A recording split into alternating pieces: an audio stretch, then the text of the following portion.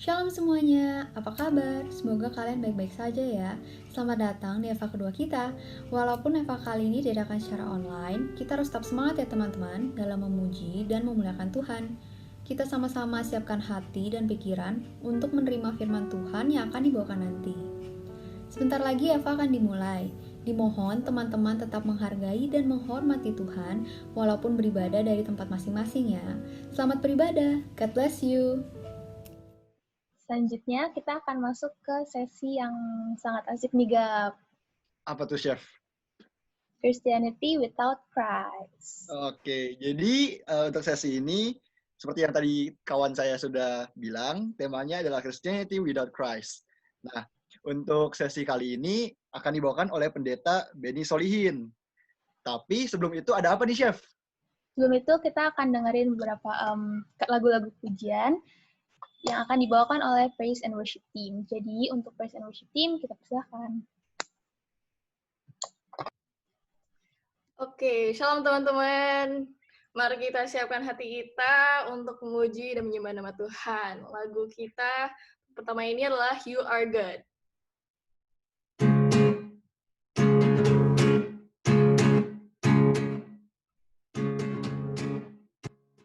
Lord, you are good and your mercy endureth forever.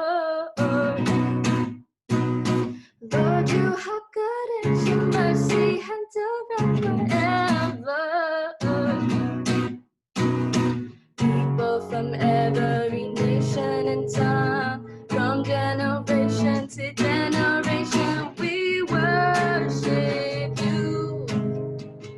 Hallelujah, hallelujah, we worship you for who you are. We worship you. Hallelujah, hallelujah, we worship you for who you are. You are good. Tolong dari awal ya. Lord, you are good and your mercy endureth forever. Lord, you are good and your mercy endureth forever. People from every nation and tongue, from generation to generation, we worship you. Hallelujah, hallelujah, we worship you for who you are. We worship you. Hallelujah, hallelujah, we worship you for who you are. Lagi yuk. We worship you. Hallelujah, hallelujah, we worship you for who you are. We worship you, hallelujah, hallelujah, we worship you for who you are. We worship you. Hallelujah, hallelujah, we worship you for who you are. We worship you. Hallelujah, hallelujah, we worship you for who you are. For who you are. Who you are. You are good. Silakan untuk Pendeta Benny Solihin untuk menyampaikan firman Tuhan.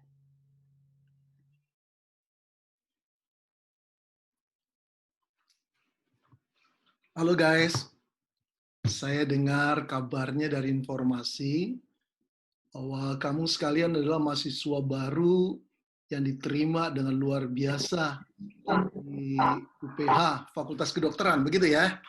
Semoga benar, ya nggak benar quit aja. Saudara, terima kasih kita boleh bertemu.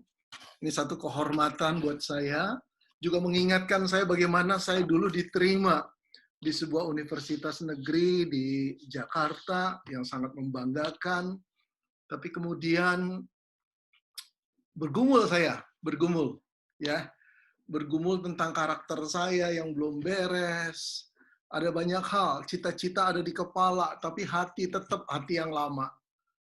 Puji Tuhan, saya mengalami Tuhan dalam kehidupan saya. Nah, itu yang saya mau sharekan buat saudara-saudara sekalian. Tapi sekarang kita doa dulu ya. Yuk. Bapa di dalam surga, mohon belas kasihan Tuhan untuk boleh kami semua disapa oleh firman-Mu dan kerja Roh-Mu, agar apa yang kami dengar mengubah hidup kami. Ya Tuhan, kebanyakan daripada saudara-saudara kami adalah mahasiswa yang diterima di Fakultas Kedokteran Universitas Pelita Harapan, yang kelak kemudian menjadi seorang dokter. Satu posisi yang sangat strategis, satu posisi yang sangat membanggakan, tapi juga satu posisi yang bisa memerangkap seorang dokter untuk hidup di dalam kepahitan. Kami mau Tuhan semua ini tidak terjadi pada anak-anak-Mu.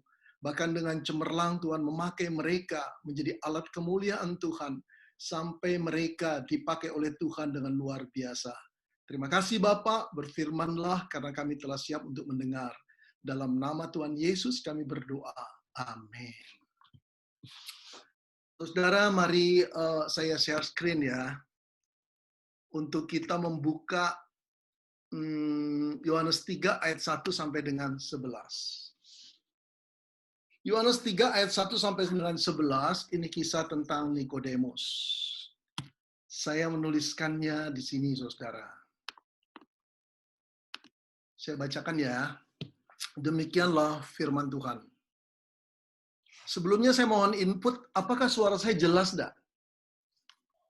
Jelas, Pak.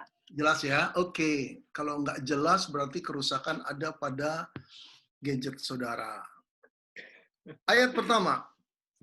Adalah seorang Farisi yang bernama Nikodemus. Farisi itu ahli agama, saudara. Orang yang taat pada agama, berpuasa seminggu 2 kali, berdoa sehari 2 jam, bayar perpuluhan, pokoknya hafal kitab-kitab Taurat. Nah, di antara mereka ada yang bernama Nikodemus. Seorang pemimpin agama Yahudi. Dia bukan cuma orang Farisi, tapi pemimpin agama Yahudi. Kalau sekarang katakanlah pendeta, bisa juga sekarang itu dosen STT. Ayat 2, ia datang pada waktu malam kepada Yesus dan berkata, Rabi, guru, kepada Yesus, kami tahu bahwa engkau datang sebagai guru yang diutus Allah. Sebab tidak ada seorang pun yang dapat mengadakan tanda-tanda yang engkau adakan itu jika Allah tidak menyertainya. Waduh, ngomongnya sopan, saudara. Biasanya orang Yahudi dalam Alkitab selalu memusuhi Yesus. Tapi yang namanya Nikodemus ini berbeda. Ketika dia datang, dia sapa Tuhan Yesus, dia puji Tuhan Yesus. Lihat ayat ketiga, Yesus menjawab katanya. Apakah Yesus berkata, thank you ya untuk pujianmu. Terima kasih ya. Enggak, saudara. Yesus menjawab katanya, aku berkata kepadamu, sesungguhnya jika seorang tidak dilahirkan kembali, ia tidak dapat melihat kerajaan Allah. Saudara lihat nggak? Kayaknya nggak nyambung ya. Nikodemus masih memuji, Yesus masuk. Sesungguhnya jika seorang tidak dilahirkan kembali, ia tidak dapat melihat kerajaan Allah. Ini pertanyaan atau pernyataan dan jawaban yang berbeda-beda. Ayat keempat, kata Nikodemus kepadanya, bagaimanakah mungkin seorang dilahirkan kalau ia sudah tua? Dapatkah ia masuk kembali ke dalam rahim ibunya dan dilahirkan lagi? Jawab Yesus, aku berkata kepadamu, sesungguhnya jika seorang tidak dilahirkan dari air dan roh, ia tidak dapat masuk ke dalam kerajaan Allah. Apa yang dilahirkan dari daging adalah daging, dan apa yang dilahirkan dari roh adalah roh. Saya sambung ya. Ini dia. Janganlah engkau heran.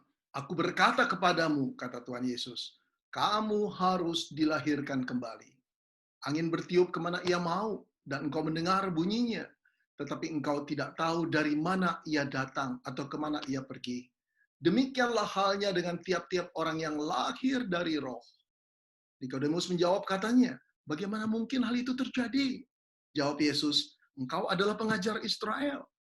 Saudara lihat, pengajar Israel, bukan orang Farisi biasa, bukan jemaat biasa, bukan cuma pemimpin, pengajar Israel. Saya kira memang sekelas dosen STT. Dan engkau tidak mengerti hal-hal itu? Aku berkata kepadamu, kata Tuhan Yesus, sesungguhnya kami, yaitu dirinya, berkata-kata tentang apa yang kami ketahui, dan kami bersaksi tentang apa yang kami lihat, tetapi kamu tidak menerima kesaksian kami. Saudara-saudara, bangga ya diterima menjadi mahasiswa baru Fakultas Kedokteran. Saudara punya harapan baru yang luar biasa. Ya, pasti saudara punya cita-cita yang tinggi. Saya dandanin dulu ini screen-nya saudara ya.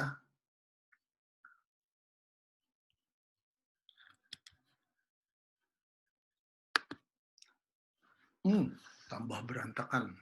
Ya udah gini aja. Pasti saudara punya cita-cita yang tinggi, bukan? Satu keinginan untuk menempuh satu kehidupan yang baru, studi baru, pengalaman baru. Tapi saya mau tanya sama kamu guys. Kamu merasa gak ada sesuatu di dalam diri kamu yang kamu nyesali?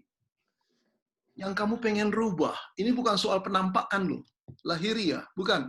Kurang cantik, kurang mancung, mata terlalu sipit, kulit kurang putih, kamu pengen rubah, bukan soal itu. Saya sedang berbicara, ada gak sesuatu yang kamu ingin rubah? Yang kamu tahu di dalam hatimu, di dalam watakmu, di dalam sikapmu yang gak benar.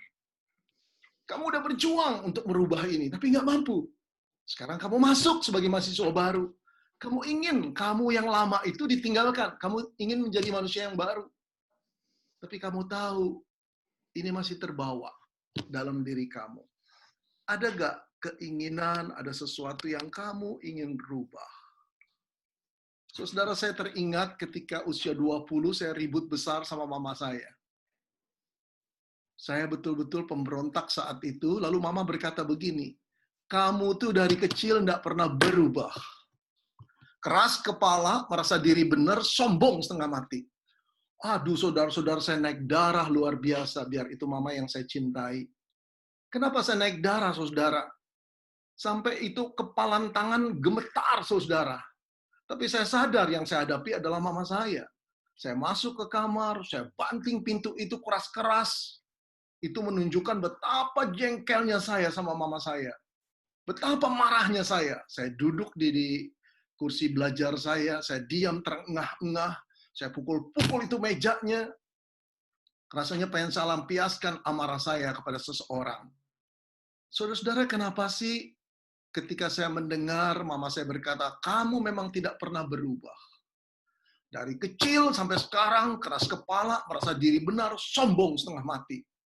Aduh saudara, saya itu marah setengah mati, saudara. Rasanya hati gemetaran, karena apa? Karena yang dikatakan beliau benar, saudara. Itulah persoalan saya. Saya bergumul bertahun-tahun untuk merubah diri saya. Saya tahu saya ini sok jago, sombong luar biasa, merasa diri pinter, sok benar, ngomong kagak karuan, keras kepala. Tapi yang mama nggak tahu, saya udah berusaha merubahnya. Tapi saudara tahu, saya nggak mampu untuk merubahnya. Aduh, frustrasi nggak? Saudara, sekarang saya menyadari, yang bergumul seperti itu, ingin merubah diri bukan cuma saya. Bukan cuma Anda, seluruh dunia guys, bergumul untuk mengubah dirinya. Dia tahu ya ada yang nggak benar. Dia tahu ada yang harus berubah, tapi nggak mampu. Paling-paling kalau tahun baru ya saudara, kita doa, kita merenung, kita refleksi, aku harus berubah. Aku harus berubah. Tapi benar-benar berubah? Nggak bisa. 1 minggu, 2 minggu, kembali lagi ke watak asal. Kembali lagi ke sikap hati. Kembali lagi ke pikiran-pikiran yang kagak benar. Kapan kita ini berubah? Guys, kamu ngeri gak? Kamu jadi dokter yang nggak berubah hatinya. Saya ngeri loh. Ada banyak dokter yang sebetulnya nggak berubah.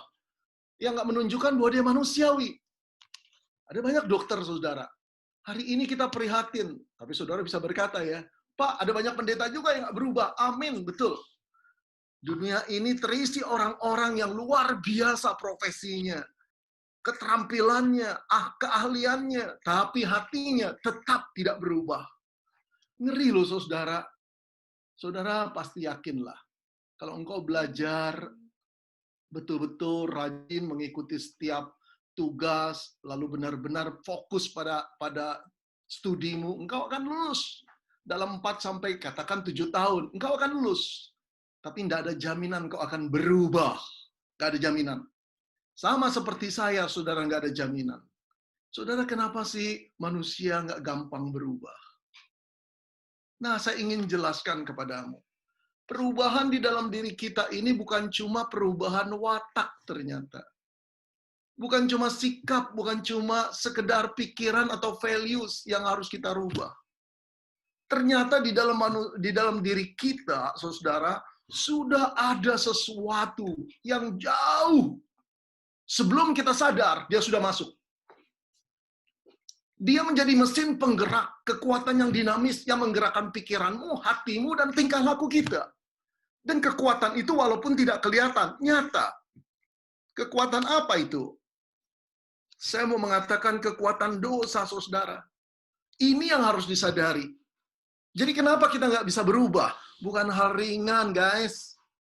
Ini betul-betul satu kekuatannya kalau orang nggak percaya Tuhan, nggak percaya akan adanya dosa. Tapi dosa itu real. Dosa itu nyata. Dosa itu satu fakta. Ketika dosa masuk, guys, hati yang saling mencinta menjadi nafsu birahi yang gila. Ketika dosa masuk, guys, rumah tangga yang harmonis pecah belah. Ketika dosa masuk, guys, anak yang waktu kecil begitu sopan, begitu taat sama orang tua, memberontak luar biasa ketika dia remaja. Ketika dosa masuk, guys, seorang dokter yang tadinya bercita-cita untuk kemanusiaan, mengeksploitasi pasiennya untuk boleh merenggut keuntungan sebesar-besarnya. Ketika dosa masuk, guys, seorang dosen yang seharusnya membimbing mahasiswanya dengan penuh kasih, menjadi predator yang memakan dan memangsa mahasiswanya sendiri. Saudara-saudara, itulah dosa.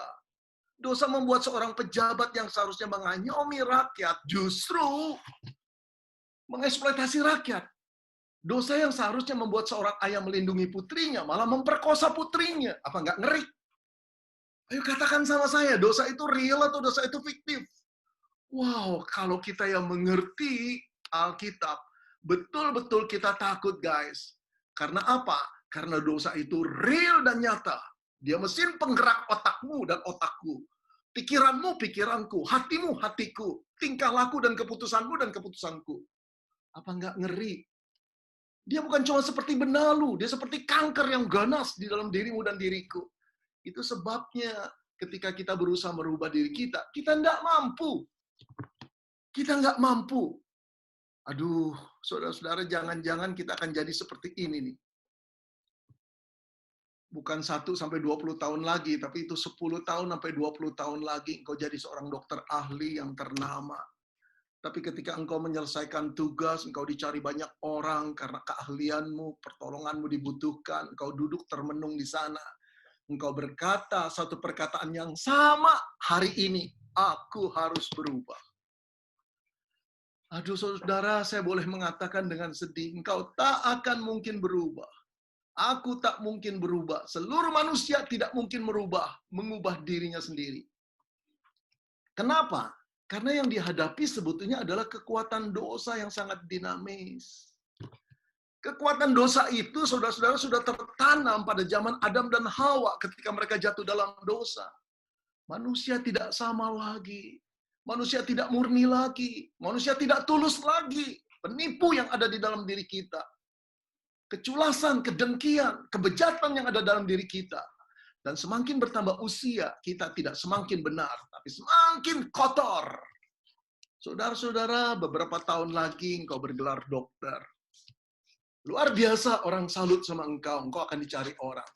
Tapi engkau juga akan dicari Tuhan terus-menerus untuk mempertanggungjawabkan setiap perbuatan dosa yang kita lakukan. Saudara-saudara, apa sih konsekuensi dosa? Kematian. Sehebat-hebatnya kita memelihara kesehatan kita, ujung-ujungnya tetap harus kita hadapi kematian. Kita bisa memperpanjang hidup kita, barangkali dibanding dengan orang banyak. Kita bisa memaintain kesehatan kita, barangkali dibanding dengan orang banyak. Tapi satu kali kelak kita harus meninggal dunia. Guys, ini bagian yang paling adil dari seluruh manusia. Tuhan memberi satu kali untuk setiap manusia. Dan tapi yang menakutkan sebetulnya bukan kematian jasmani. Kematian kekal ketika kita berdiri di hadapan Tuhan setelah kematian fisik itu datang. Kita harus mempertanggungjawabkan seluruh perbuatan kita dalam dunia ini. Yang kita terus-menerus bergumul untuk mengubah diri kita, tapi tidak mampu mengubah diri kita. Ada banyak perbuatan-perbuatan yang kita lakukan, yang kita tahu betul-betul kotor, licik. Kita tahu itu tidak baik. Tapi kita lakukan terus-menerus, dan terus-menerus sampai kematian fisik itu tiba. Nah, guys, satu kali kita berdiri di hadapan tata pengadilan Tuhan, nggak ada yang bisa kita sembunyikan. Sungguh nggak ada.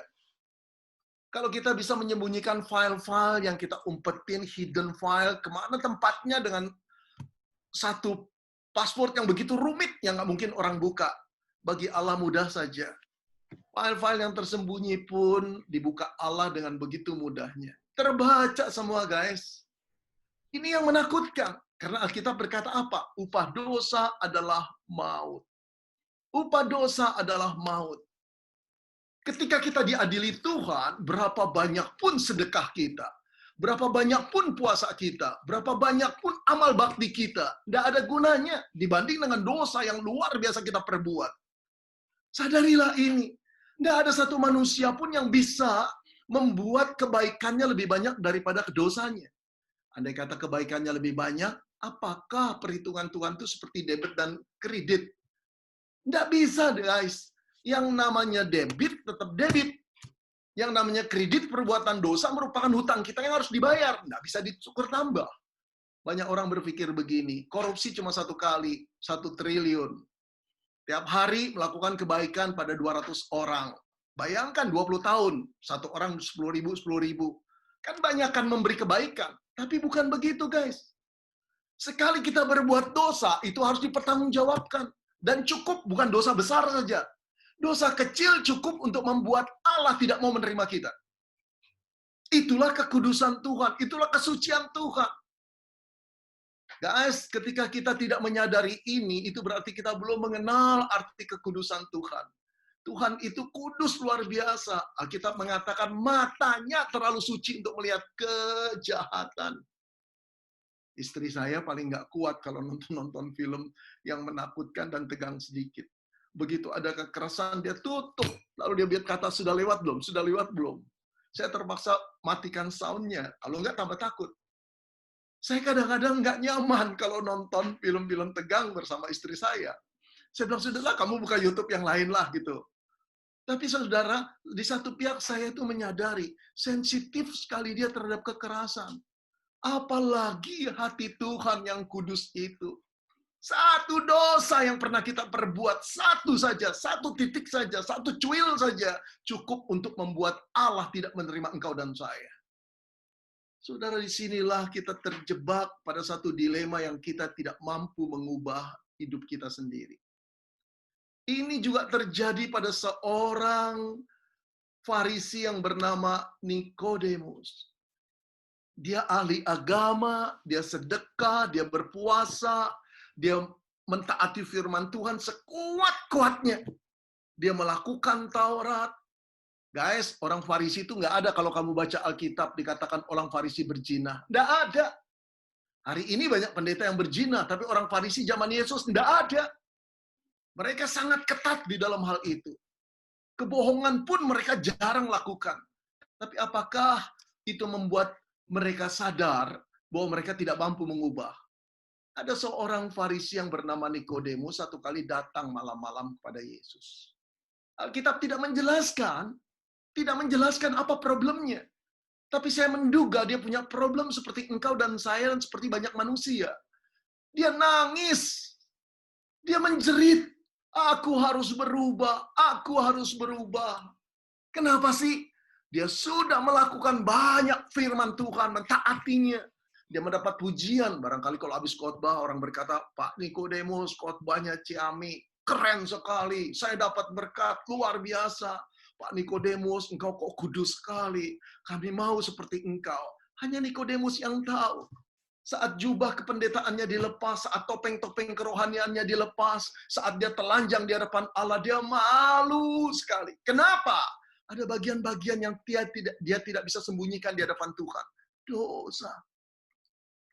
Dosa membuat kehancuran di dalam hati kita. Dosa merusak harga diri. Lalu kita tutupi dengan topeng-topeng.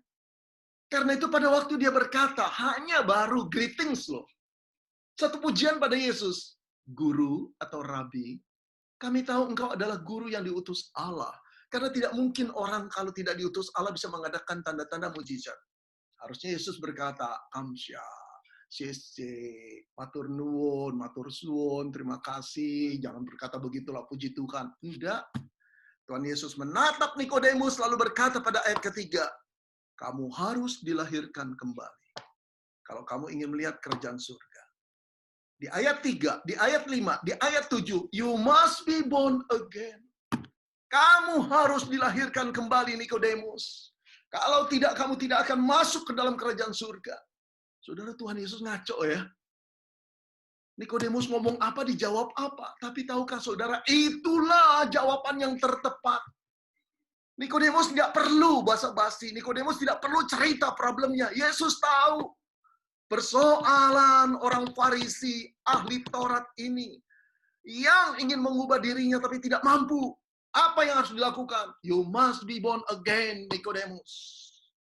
Oh, saudara, Nikodemus menjadi seorang ahli Taurat. Seorang Yudaisme yang tanpa Kristus, tanpa keselamatan. Ada berapa banyak anak-anak Tuhan hari ini menjadi Kristen tanpa Kristus. Tanpa pernah dilahirkan kembali. Guys, saya menasihati kamu. Kalau engkau tidak menerima Yesus, tidak pernah dilahirkan kembali, engkau akan menjadi orang yang sama. Sama, tetap busuk dengan sekarang, bahkan lebih busuk lagi. Engkau akan jadi suami yang melecehkan istrimu. Engkau akan menjadi istri yang tidak menghormati suamimu. Engkau akan jadi pria yang dimanapun kau berada, engkau akan berzina. Percayalah padaku, judi, mabuk, alkohol, narkoba akan menjadi bagianmu. Kalau engkau tidak dilahirkan kembali. Kenapa sih? Pak Beni kok ngomongnya judgmental sekali. Aku ngomong berdasarkan Alkitab. Kekuatan dosa itu kekuatan dinamis. Dia seperti mesin penggerak yang membuat kita terus maju walaupun kita ingin berhenti. Tidak mungkin kita sanggup kecuali you must be born again. Kamu harus dilahirkan kembali. Saudara-saudara, inilah yang dikatakan Yesus dalam satu teks, dalam satu cerita. 3 kali dia katakan pada Nikodemus. Kita bersyukur ada kisah seperti ini. Karena disinilah letak perbedaan. Orang yang ingin mengubah dirinya dengan yang Tuhan rubah. Saudara-saudara, Nikodemus tidak mengerti apa arti dilahirkan kembali. Karena itu dia berkata, bagaimana mungkin aku dilahirkan kembali kalau aku sudah tua seperti ini? Haruskah aku masuk ke dalam rahim ibuku lagi? Saudara-saudara, sementara Yesus berkata, you must be born again, pikiran Nikodemus masih berjalan secara fisikal. Dia berpikir dilahirkan kembali secara fisik. Tuhan sedang berbicara soal apa, saudara? Soal roh. Jiwa yang ada di dalam. Jiwa yang ada di dalam itu harus dilahirkan kembali. Tidak ditukar tambah. Tidak ditambal. Tidak direnov. Tapi betul-betul total dilahirkan kembali. Nah, dalam bahasa asli dilahirkan kembali itu punya pengertian dilahirkan dari atas. Siapa di atas itu? Dalam konsep orang Yahudi, Allah lah. Hanya Allah yang bisa melahirkan roh kita kembali. Hanya Allah yang bisa menghidupkan roh kita yang penuh dengan dosa dan telah mati dalam keadaan koma. Tidak bisa menerima kebenaran. Saudara, kenapa saya marah ketika mama berkata, kamu betul-betul keras kepala, tidak pernah berubah, seperti sedari kecil. Keras kepala, sombong, merasa diri benar. Saudara-saudara, kenapa? Kenapa saya marah? Karena saya ingin berubah tapi tidak bisa mengubah diri. Kenapa saya tidak ingin mengubah diri? Karena roh saya mengalami koma. Terlalu banyak dosa yang mematikan dia, sehingga saya tidak bisa melihat kebenaran. Kalau engkau merasa seorang hamba Tuhan khotbah dan engkau merasa, aduh pusinglah. Saya boleh berkata itu tanda engkau belum dilahirkan kembali. Seorang yang telah dilahirkan kembali, rohnya dihidupkan oleh Tuhan lagi. Dia menjadi baru lagi. Makanannya adalah firman. Selalu ingin lapor pada Tuhan. Selalu ingin doa pada Tuhan. Sekarang Tuhan bukan ada di luar, tapi di dalamnya. Segala sesuatu keputusan dia komplain dulu sama Tuhan. Dia doa dulu sama Tuhan. Nggak sembarangan pacaran, nggak sembarangan ngambil fakultas, nggak sembarangan ngambil keputusan. Nggak. Bagi dia bergantung sama Tuhan. Tuhan pemandunya. Itu tanda orang sudah dilahirkan kembali. Tapi bagaimana kita bisa dilahirkan kembali? Guys, syaratnya bukan berpuasa. Syaratnya bukan memberi perpuluhanmu. Syaratnya bukan banyak berdoa dan sembahyang. Syaratnya cuma satu. Datanglah dengan rendah hati kepada Tuhan. Akui seluruh dosamu. Saudara, ini yang tidak pernah Nikodemus dengar. Dan tidak pernah Nikodemus tahu. Bahwa dia sedang berbicara dengan seseorang yang datang dari surga. Yaitu Allah, Yesus Kristus yang datang menjadi manusia. Yang misinya cuma satu. Menanggung hukuman dosa yang dibuat oleh seluruh manusia. Dipikulnya. Agar manusia yang percaya itu tidak lagi dihukum. Siapa yang akan menghukum? Allah Bapa. Ketika kita melakukan dosa, kita berhutang sama Allah Bapa. Kita ini orang-orang yang berhutang. Begitu banyak hutang kita, tidak terjumlah lagi. Seperti gunung-gunung ditumpuk di seluruh dunia, demikianlah hutang kita pada Bapa. Dan setiap hutang kecil saja, seperti batu kolar, sudah cukup untuk Allah menghukum dan membinasakan kita, karena Dia kudus. Saudara-saudara yang dikasihi Tuhan, ayo saya ilustrasikan. Kalau seorang suami setia pada istrinya, 20 tahun tidak pernah berzina. Satu kali tertangkap basah oleh istrinya. Cuma satu kali berzina. Lalu bisa gak sang suami berkata, Mama harus adil. Aku 20 tahun setia. Aku memberikan seluruh gajiku untuk memelihara keluarga ini. Aku cuma berzina satu kali aja, Mama. Satu kali. Masa Mama gak bisa mengampuni? Saudara-saudara sedang menghitung secara kuantitatif. Betul gak? Dia pikir dia sudah setia 20 tahun. Masa jatuh satu kali saja nggak diampuni? Jangan lupa, yang satu kali itu menyakitkan hati. Yang satu kali itu membuat perbedaan. Engkau tidak sama lagi, aku tidak sama lagi. Kita sebagai status suami yang pernah berzina. Beda bukan? Wanita tidak bisa digituin. Oleh karena itu kejatuhan kita satu kali di hadapan Tuhan cukup untuk membuang seluruh diri kita. Dan kita menerima hukuman dosa daripada Tuhan dibuang ke neraka.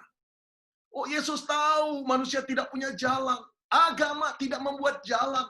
Agama cuma membuat orang dengan kewajiban-kewajiban. Waktu melakukannya, frustrasi besar. Semua ragu-ragu. Apakah kalau kematian datang dan pengadilan di tahta Allah itu tiba, dia bisa lolos dari murka Allah? Ragu-ragu semua. Tapi Yesus berkata, you must be born again, Nikodemus. Apa artinya? Datang pada Tuhan. Izinkan Tuhan mengubah kamu. Bahwa di hadapannya adalah Allah yang menjadi manusia yang justru datang untuk menanggung hukuman dosa. Dan beberapa tahun kemudian, saudara, Yesus Kristus naik ke kayu salib. Dia tahu tugas itu berat sekali. Dia tahu, saudara, itu penghinaan yang luar biasa. Dia tahu, saudara, itu sakit luar biasa. Sakitnya bukan cuma fisik, tapi di hati. Bagaimana mungkin Allah yang suci sekarang menjadi yang kotor karena dosa-dosa yang harus dipikulnya. Dia menanggung cacat celah. Dia menanggung hukuman untuk engkau dan saya. Supaya kita yang berdosa, tapi yang percaya tidak binasa. Guys, kalau kamu lanjutkan Yohanes 3 ayat 16-nya. Tadi kita berhenti pada ayat 11. Maka ketemulah engkau dengan ayat yang kau hafal dari kecil. Karena begitu besar kasih Allah akan dunia ini. Sehingga ia mengaruniakan anak yang tunggal. Supaya setiap orang yang percaya. Just believe. Percaya. Tidak akan binasa selama-lamanya. Forever. Ini bukan PHP. Ini satu pengharapan bagi orang berdosa seperti engkau dan saya. Guys, Ketika saya berumur 20, saya belum pernah masuk kebaktian remaja, sekolah minggu. Saya bukan orang Kristen. Tapi justru Tuhan menangkap aku yang bobrok ini. Aku yang rusak ini. Aku yang malu kalau cerita tentang dosa-dosaku. Dia mengasihi aku. Dia datang kepada aku. Dia menjelaskan, Benny, aku mencintaimu. Aku akan mengubah engkau. Aku nangis di kaki Yesus. Aku berkata, Tuhan, aku tidak layak. Aku tidak layak, Tuhan. Engkau tahu siapa aku. Tapi dia berkata, Benny, aku sudah mati bagimu. Aku akan menyelamatkan engkau. Aku akan menebus dosamu. Engkau akan jadi milikku lama-lamanya. Dan kau tidak akan pernah sama lagi. Guys, sekolah kedokteran bisa membuat engkau jadi dokter. Tapi nggak bisa membuat engkau berubah. Puji Tuhan kau masuk UPH yang menyediakan retreat seperti ini di awal. Aku tidak pernah menikmati ini masa mudaku, tapi Allah tetap sayang padaku dan mengubah diriku. Maukah engkau berkata kepada Tuhan di kamarmu ini, Tuhan, rubah hatiku. Rubah hatiku. Engkau jangan pikir dosa-dosamu di masa lalu. Engkau jangan lagi merasa guilty feeling dan berkata, aku kotor Tuhan. Tuhan tahu kamu kotor. Tuhan juga tahu dulu aku kotor. Tapi dia sayang padamu. Dia mencintaimu. Dia menyayangi Nikodemus. Dia menyayangi banyak orang. Dia menyayangi engkau. Guys, indah diubah Tuhan. Dia cuma mau memikul beban beratmu, hukuman dosamu. Dia mau menjadi juru selamatmu. Dia mau masuk ke dalam hatimu. Dia mau engkau menjadi miliknya selama-lamanya. Tidak semua dari kita akan menikah. Tapi tahukah engkau tetap mempelai Kristus. Menikah atau tidak menikah. Engkau disayangi. Sampai engkau pulang nanti. Engkau tetap miliknya. Engkau tetap mempelainya. Engkau tetap biji matanya. Engkau tetap jantung hatinya. Dan yang luar biasa, engkau akan jadi dokter yang selalu punya hati seperti Kristus. Hati yang mengasihi. Saya kenal seorang dokter muda di Surabaya yang sudah harus menikah, tapi dia berkata sama tunangannya, kita tunda dulu ya pernikahan kita, harusnya bulan April pertengahan. Karena aku banyak sekali harus menangani pasien-pasien COVID. Saudara, 20 hari kemudian meninggallah dokter muda itu. Pada waktu meninggal, dia tetap tersenyum dan mengingatkan kepada rekan-rekannya, guys, tetap maju dan layani mereka. Siapa yang bisa membuat hati seperti itu? Yesus. Dia tidak sia-sia. Dia telah pulang bersama Tuhannya di sana. Dia miliknya. Hatinya berubah. Indah sekali. Guys, yuk saya ajak doa. Ya, engkau ingin berubah? Ini saatnya. Ini saatnya. Aku adalah saksi yang Tuhan ubah. Sampai hari ini. Maukah engkau berdoa bersama saya? Tapi engkau harus mengambil keputusan secara pribadi. Katakan pada Tuhan, Tuhan, ubah hatiku Tuhan. Change my heart, Lord. Change my heart. Menjeritlah. Akui seluruh dosamu. Bahwa engkau orang berdosa yang memerlukan juru selamat. Yang selama ini engkau menjadi Kristen tanpa Kristus. Tanpa lahir baru. Ini saatnya. Mari kita semua berdoa.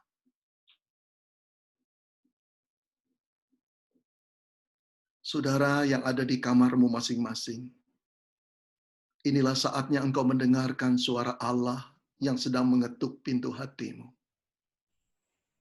Allah tahu siapa engkau. Allah tahu apa yang tersimpan di dalam pikiranmu dan hatimu untuk menjadi seorang dokter seperti apa. Allah tahu motifmu. Barangkali ada beberapa di antara saudara yang terpikir kalau jadi dokter hidup akan lebih enak. Penghasilan lebih banyak. Engkau jadi orang terhormat. Kalau itu salah satu konsekuensi profesi, silakan. Tapi pernahkah engkau berpikir engkau jadi dokter yang frustrasi? Karena 10-20 tahun lagi engkau tetap sama seperti hari ini. Bahkan bertambah buruk di dalam watakmu, karaktermu, tingkah lakumu, dan keputusanmu. Sampai maut menjemput engkau. Betapa takutnya kita berdiri di hadapan tahta pengadilan Tuhan dan mempertanggungjawabkan seluruh kekotoran hidup kita. Oleh karena itu Tuhan Yesus mengetuk hatimu saat ini. Maukah engkau membukanya dan berkata, Tuhan, masuklah ke dalam hatiku. Ampuni, ampuni Tuhan. Aku orang berdosa yang memerlukan Engkau, Tuhan. Ubah hatiku ketika aku tidak sanggup mengubah hidupku. Minta ampun pada Tuhan. Minta dia menanggung seluruh hukuman dosamu. Ia telah mati 2000 tahun yang lalu di kayu salib. Saat ini undang dia masuk. Saya memberikan waktu bagi saudara dalam beberapa detik. Katakan secara pribadi kepada Tuhan, Tuhan, masuklah ke dalam hatiku. Sucikan aku dengan darah. Silakan berdoa.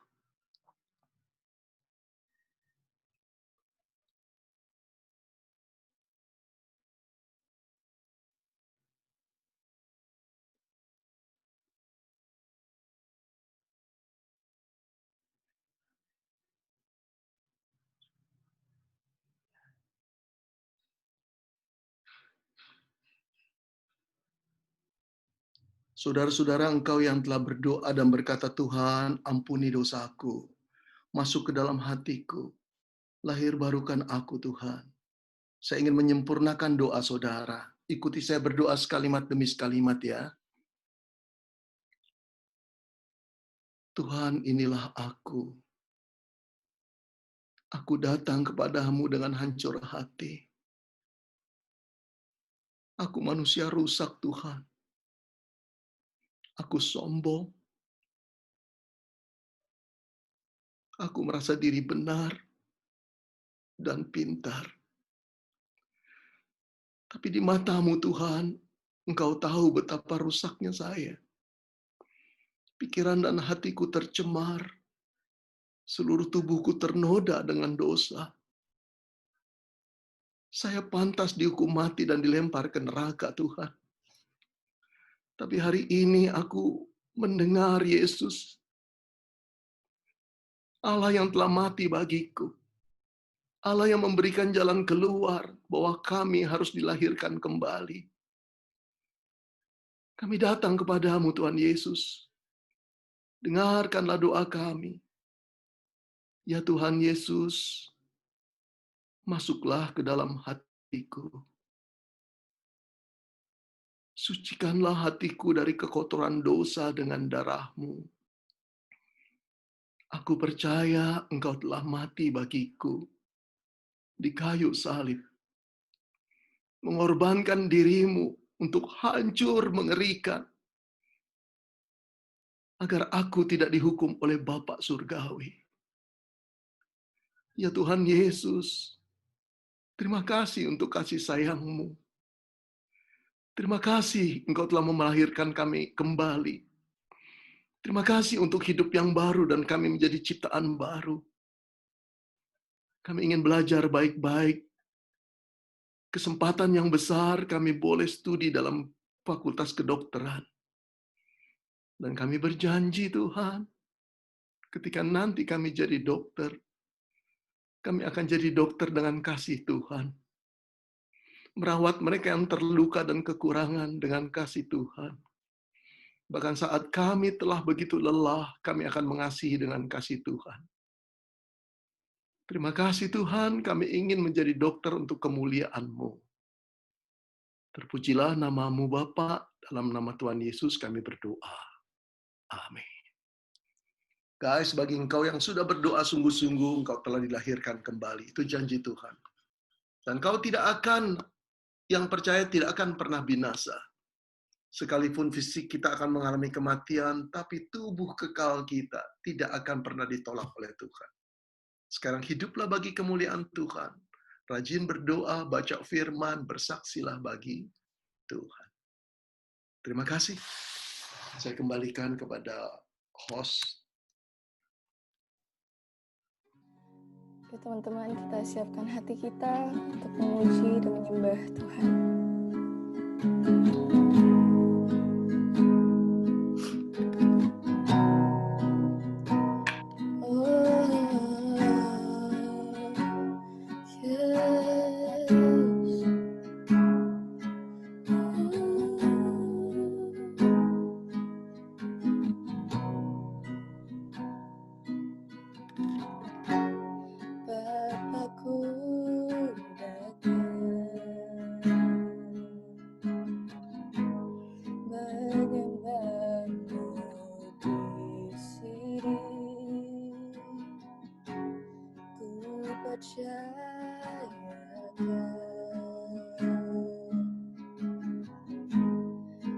ada bagiku. Tak usah ku takut sebab kau sertaku. Tak usah ku bimbang kau di dalamku. Tak usah ku cemas kau penghiburku. Saat ku lemah kau kuatku. Ku nyanyi haleluya.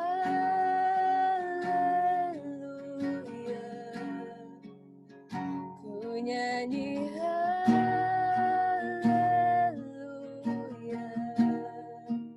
Sungguh kau hebat, ajaib perkasa perbuatanmu.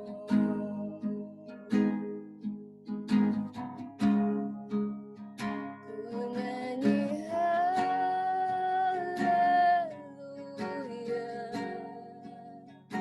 Ku nyanyi haleluya.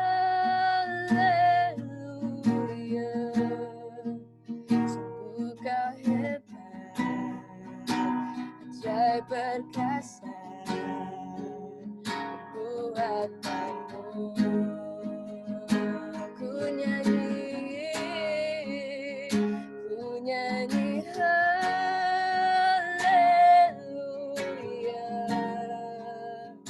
Ku nyanyi haleluya.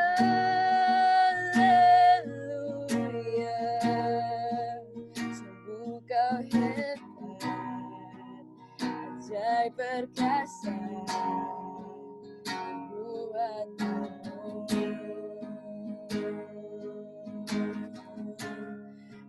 Di hidupku. Oh, oh,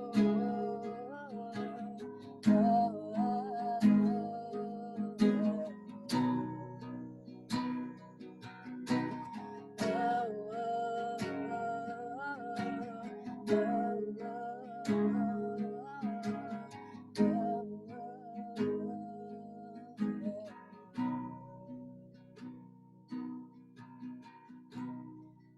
Silakan untuk MC untuk sesi berikutnya. Sesi selanjutnya nih pasti nggak bakal kalah keren sama sesi yang sebelumnya. Kita bakal dengar sesi metamorfosis. Oh iya, betul banget. Jadi, sesi metamorfosis ini akan dibawakan oleh siapa aja, Chef? Oleh Dr. Yusak. Dr. Yusak ini adalah pendiri MSCF tuh, guys. Iya, dan juga dia pembina kita. Yes. Oleh karena itu, sebelum sesi metamorfosis dimulai, kita bakal ada pujian terlebih dahulu. Nah, jadi pujian kali ini kami serahkan kepada tim Praise and Worship. Dipersilahkan. Oke, teman-teman. Yuk kita siapkan hati kita untuk memuji dan menyembah Tuhan. Yuk.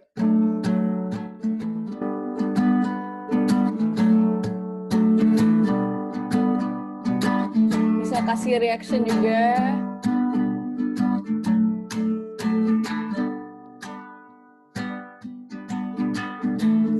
Tiada berkesudahan kasih setiamu Tuhan, selalu baru rahmat-Mu bagiku. Hari berganti hari, tetap kulihat kasih-Mu, tak pernah berakhir di hidupku. Tuhan Yesus baik, sungguh amat baik, untuk selama-lamanya. Tuhan Yesus baik, Tuhan Yesus baik, sungguh amat baik, untuk selama-lamanya. Tuhan Yesus baik. Tiada berkesudahan kasih setiamu Tuhan, selalu baru rahmat-Mu bagiku. Hari berganti hari, tetap kulihat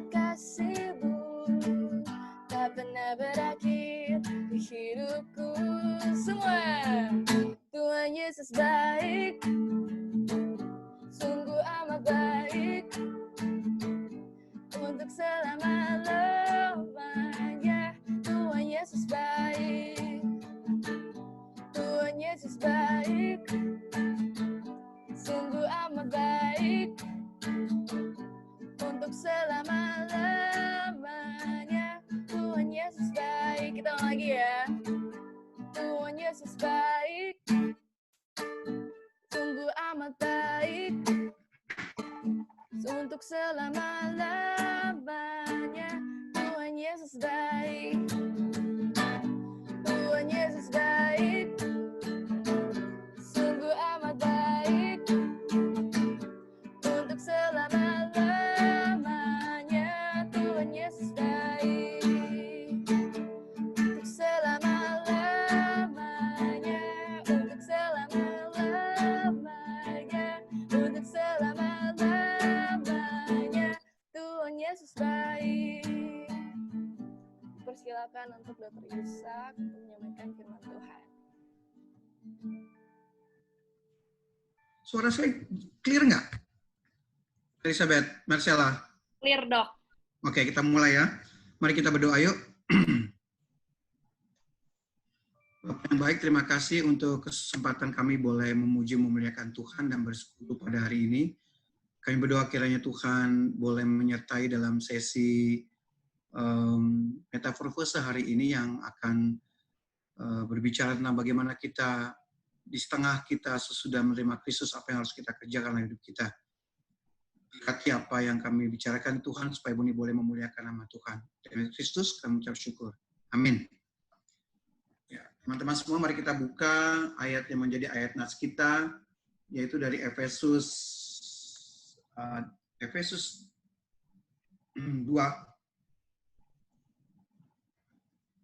Efesus 2 ayat yang ke-10.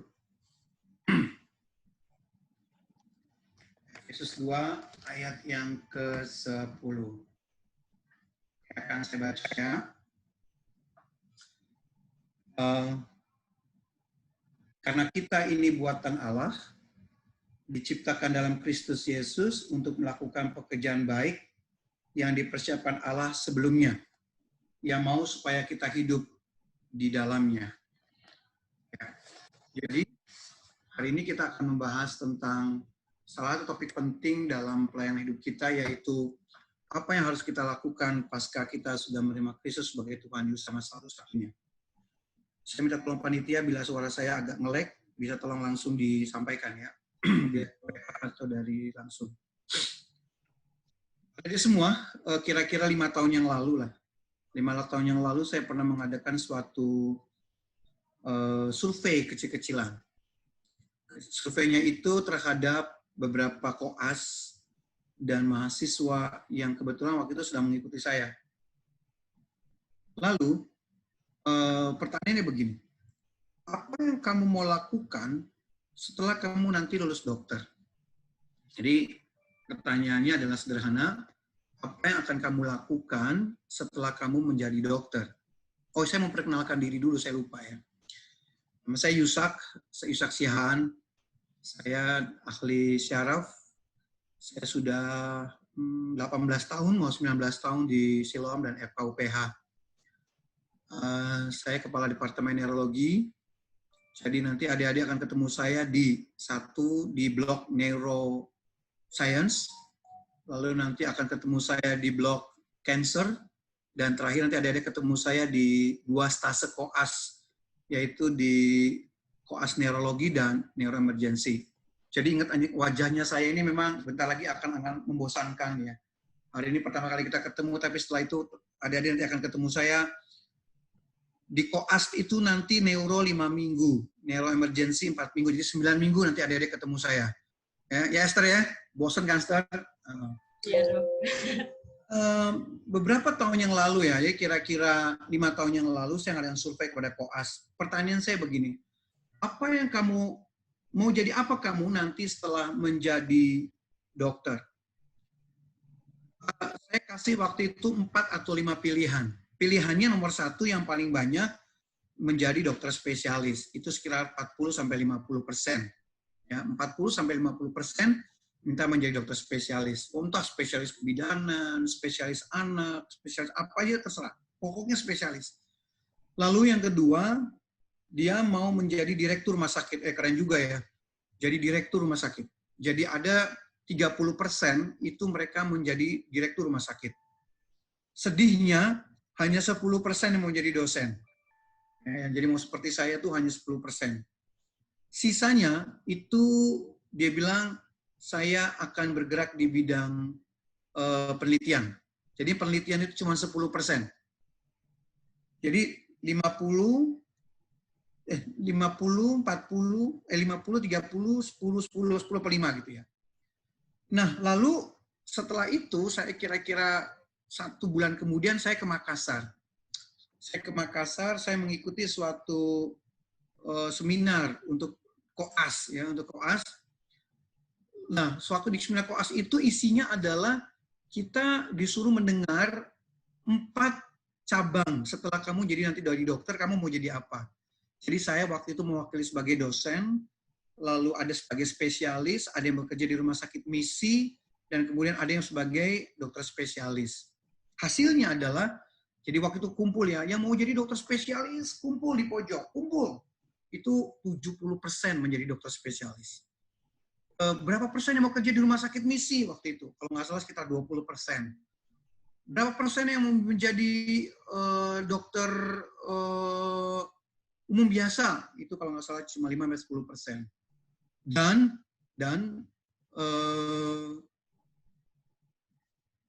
halo, nge-lag ya? Enggak kok, Dok. Enggak, Dok. Enggak ya, oke. Dan hanya 5% yang menjadi dosen. Jadi waktu itu saya berdiri di tengah-tengah, yang ikut saya cuma 1 orang. Yang ada yang lain saya paling sedih, saya nggak ada, cuma 1 orang ikut saya.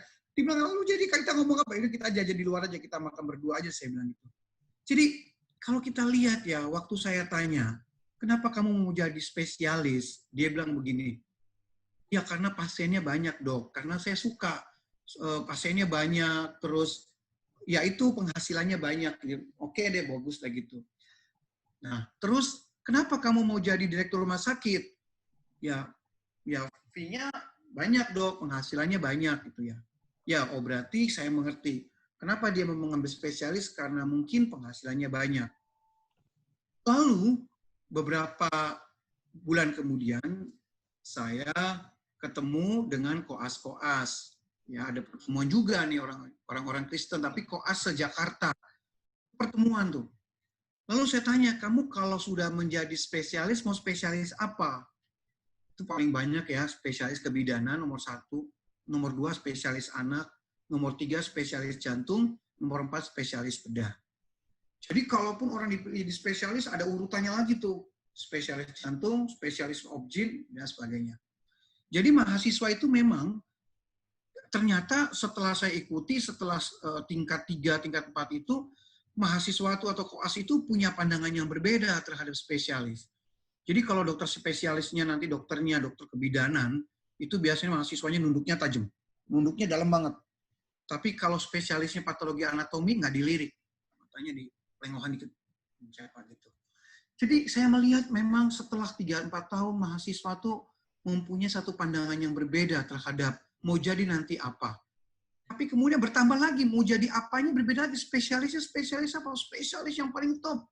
Obgyn lah, anak lah, bedah lah, yang menghasilkan dan sebagainya. Lalu saya berpikir, kenapa seperti itu? Kenapa orang-orang yang mau berpikir selalu mau mencari mendapatkan sesuatu yang paling enak? Ternyata nggak salah gitu. Bahwa itulah orang yang di dalam dosa. Bahwa yang selalu dipikirkan adalah saya harus mendapatkan apa yang saya mau. Waktu saya tanya kenapa kamu jadi dokter, mau jadi dokter waktu anak mahasiswa tingkat 1, jawabannya sederhana. Keren, dok pakai baju putih. Terus kamu apa? Disuruh orang tua. Terus kalau kamu apa? Ya penghasilannya tetap dok, mendapatkan banyak. Gitu. Jadi lagi saya pikir, oh jadi begitulah.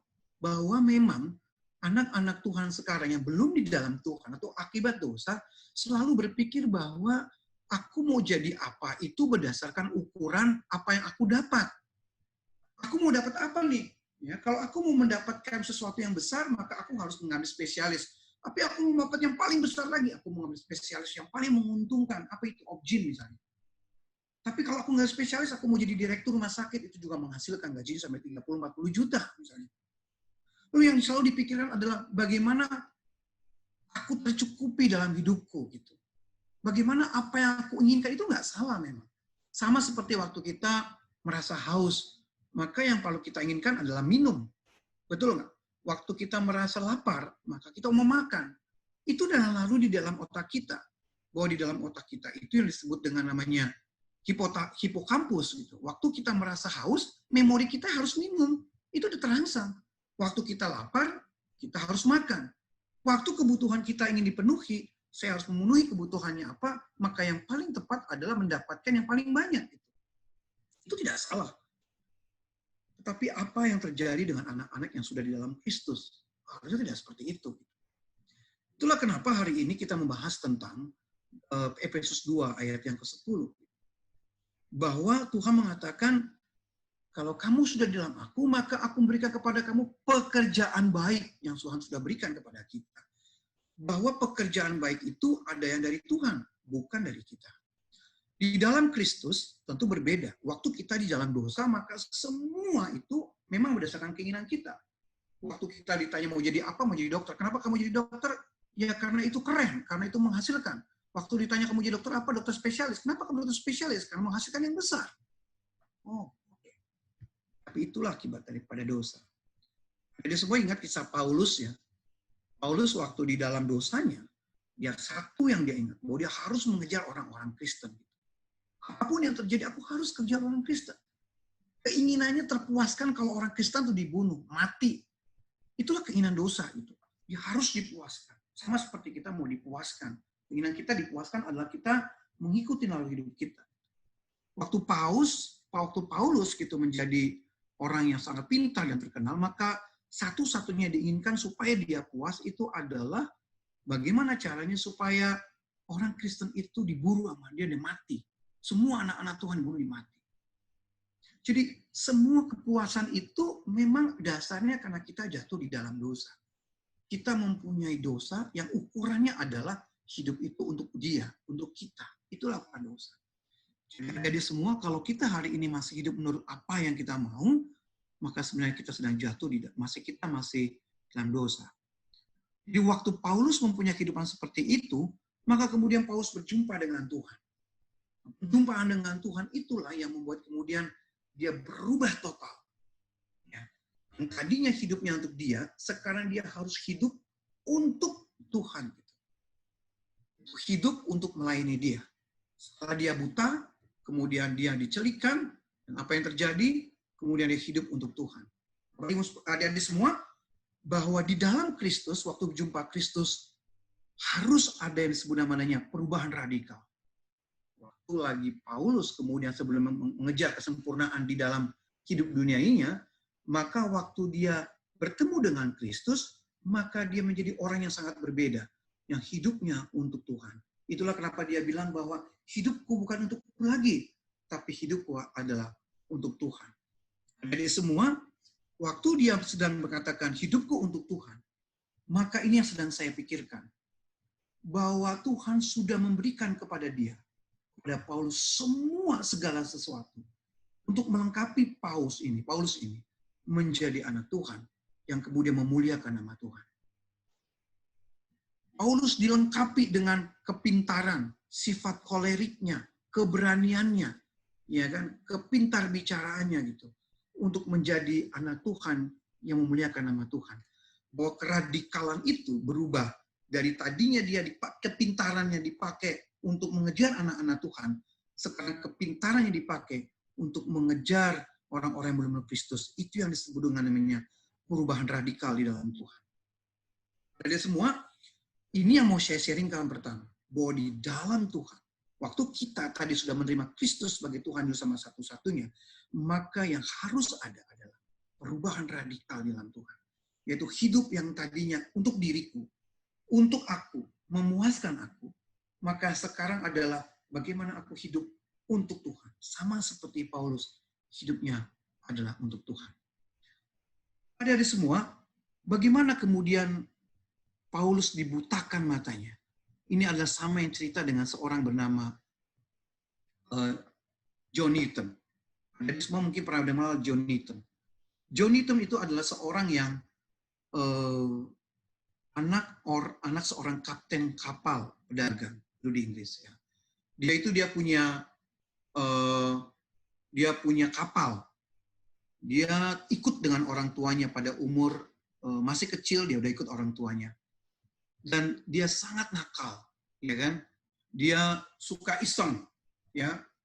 Dia orangnya bebas, dia suka-suka. Dia bilang, aku punya pikiran, aku punya segala sesuatu untuk aku punya, gitu.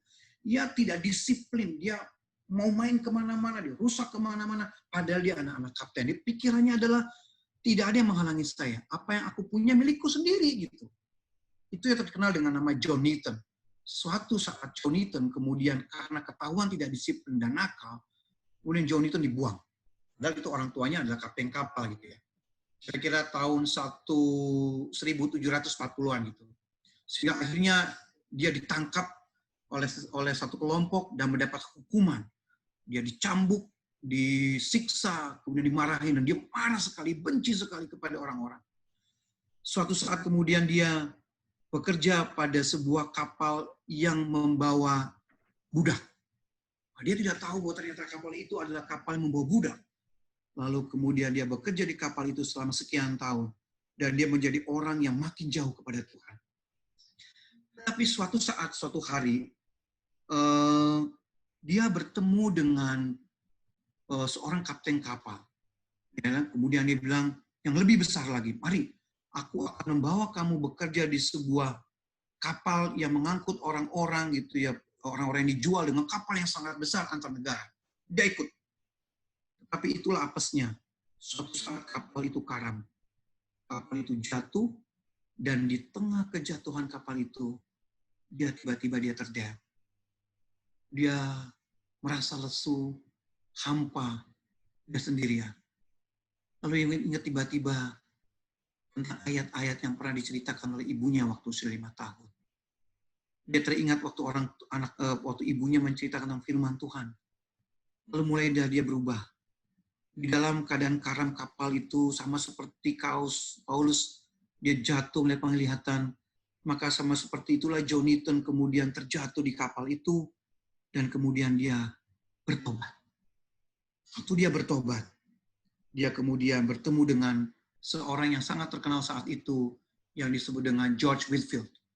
George Whitefield itu adalah seorang penginjil. Waktu berjumpa dengan John Whitefield, kemudian dia bertobat dan berjumpa dengan Kristus. Dia menjadi satu pastor, seorang pastor yang kemudian dia bilang, Tuhan, aku dulu adalah binal, aku tidak disiplin, aku jahat, aku membawa sekian banyak orang dijual. Sekarang aku dicelikan oleh Engkau Tuhan. Aku dicelikan matanya bahwa ternyata aku tidak boleh hidup di dalam dosa. Dan kemudian dia menciptakan lagu yang sangat terkenal. Lagunya adalah Amazing Grace. Kata-katanya adalah kata-kata yang sudah dia persiapkan. I was blind, but now I see. Seperti Paulus gitu. Waktu dulu dia was blind, tapi di waktu berjumpa dengan Tuhan, now I see. Saya melihat Tuhan. Berbeda. Waktu John Newton di dalam kenakalannya, di dalam kejahatannya, dia kemudian jatuh, dia bertemu dengan laut yang lepas, yang tidak ada siapa-siapa. Kemudian dia bilang, now I see. I was blind, but now I see. Adik-adik semua, itu yang dirasakan oleh Paulus. Dulu dia itu adalah blind. Dia hidup dalam dirinya gitu. Dia kepuasan dirinya, mengejar orang lain. Sama seperti John Newton, dia buat hidup untuk dirinya, aku nggak peduli apapun juga, pokoknya aku hidup untuk diriku. Kira-kira ini sama yang seperti yang saya alami, adik alami waktu sebelum mengenal Kristus. Bahwa waktu aku belum mengenal Kristus, aku hidup untuk diriku, aku mau jadi apa terserah aku. Aku mau jadi dokter, mau jadi spesialis, apa aku terserah aku. Tapi setelah I was blind, but now I see. Sekarang saya sudah lihat Tuhan. John itu berkata, sekarang aku melihat ya Tuhan bahwa aku bukan lagi hidup untuk diriku gitu. Waktu aku menerima Kristus dalam hidupku, maka hidupku bukan hidup untuk lagi. Kalau kita lihat di Galatia, 2 ayat Galatia, dia katakan, namun aku hidup. Tetapi bukan lagi aku sendiri yang hidup, melainkan Kristus yang hidup di dalamku. Itu yang Paulus bilang bahwa waktu aku dulu buta, aku hidup untuk diriku. Waktu John itu bilang waktu aku buta, aku hidup untuk diriku. I was blind. Galatia 2 mengatakan, ayat 20 mengatakan, aku hidup sekarang. Tapi hidupku bukan untuk diriku lagi. Jadi sekarang mari kita melihat suatu perubahan di dalam diri kita gitu, bahwa yang dulunya kita blind, hidup untuk diriku, aku mau jadi spesialis apapun, suka-suka aku, tapi sekarang waktu aku menerima Kristus, maka sekarang adalah bagianku, aku dibukakan bahwa saya sekarang melihat, maka sekarang aku hidup bukan untuk diriku lagi gitu. Adik-adik, apa yang disebut dengan hidup bukan untuk diriku lagi, berarti aku hidup untuk Tuhan. Maka disinilah saya baru mengerti namanya Efesus 2 ayat 10. Bahwa Efesus 2 mengatakan, karena kita sekarang ini buatan Allah. Nah, waktu kita berpikir kita ini buatan Allah, itu di dalam konsep bahwa sekarang aku sudah hidup untuk Tuhan, bukan untuk hidup untuk diriku. Bukan lagi I was blind, but now I see. Di dalam kehidupan now I see. Ya, kita diciptakan dalam Kristus Yesus. Adik-adik, mari kita bahas kata-kata bahasa Inggrisnya. Ya, di dalam bahasa Inggrisnya, maka yang saya buka bahasa Inggrisnya ya. Ada kata-kata God's handiwork atau God's workmanship. Handiwork atau workmanship itu artinya adalah pekerjaan tangan, bukan dengan mesin. Ini artinya adalah bahwa kita buatan Allah. Buatan Allah itu adalah bukan seperti diciptakan seperti mesin robot itu, bahwa manusia itu dibuat oleh Allah seperti ada, kalau ada lihat film-film gitu ya, ada film yang kemudian manusia diciptakan seperti robot cek cek cek cek cek cek keluar gitu ya, seperti orang ngeprint orang gitu, atau seperti membuat robot satu-satu kemudian menjadi satu robot jadi manusia gitu, tidak. Tapi workmanship artinya bahwa Allah menenun sendiri step by step gitu ya, untuk menjadikan kita pribadi. Itu artinya bahwa kita ini diciptakan itu unik, karena kita itu satu pribadi yang berbeda dengan pribadi yang lain. Workmanship artinya apa? Bahwa Tuhan membuat kita itu sendiri menjadi kita seperti ini. Jadi waktu kita blind, kita tidak tahu. Tapi begitu now I see. Adik-adik perhatikan, see itu adalah kita sadar bahwa kita ini adalah sempurna di dalam Tuhan. Bahwa sekarang aku bukan hidup untuk diriku, tapi aku hidup untuk Tuhan. Hidup untuk Tuhan artinya bahwa hidup melakukan pekerjaan baik yang Tuhan sudah persiapkan untuk kita dengan modal workmanship tadi. Itu artinya apa? Itu artinya bahwa kita disiapkan khusus untuk melakukan pekerjaan Allah. Artinya apa? Artinya bahwa sekarang bukan lagi berpikir aku mau apa, tetapi Tuhan mau apa dalam hidup kita. Karena dia bilang, aku diciptakan untuk melakukan pekerjaan baik yang Tuhan sudah siapkan. Bukan yang orang tua siapkan, bukan yang kita siapkan, tetapi melakukan yang Tuhan akan siapkan untuk kita. Itu yang disebut dengan now I see. I was blind. Waktu hidup aku untuk diriku sendiri. Sekarang now I see. Bahwa sekarang saya melihat pekerjaan Allah yang disiapkan untuk saya. Waktu kita sedang melakukan pekerjaan yang disiapkan untuk saya itu, saya disiapkan dengan sempurna workmanship itu. Anda tahu enggak? Apa yang spesial yang Tuhan ciptakan untuk saya menjadi seorang dokter spesialis saraf bidang nyeri?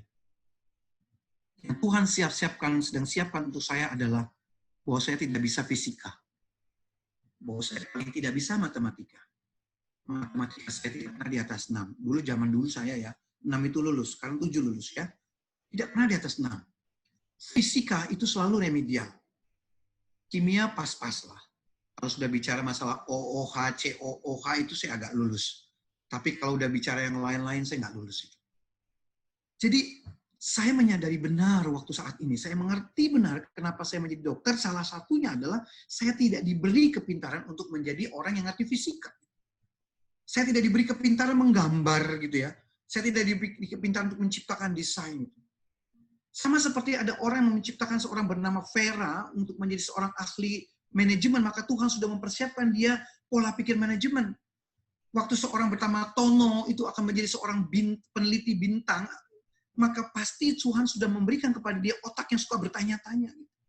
Waktu saya mau menjadi seorang dokter, pasti Tuhan sudah memberikan kepada kita hati yang berempati.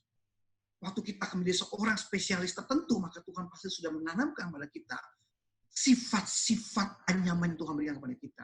Ini artinya apa? Ini artinya adalah bahwa yang mau kita lakukan sebenarnya bukan nafsu kita, bukan niat kita, tapi hasrat Tuhan yang Tuhan berikan kepada kita.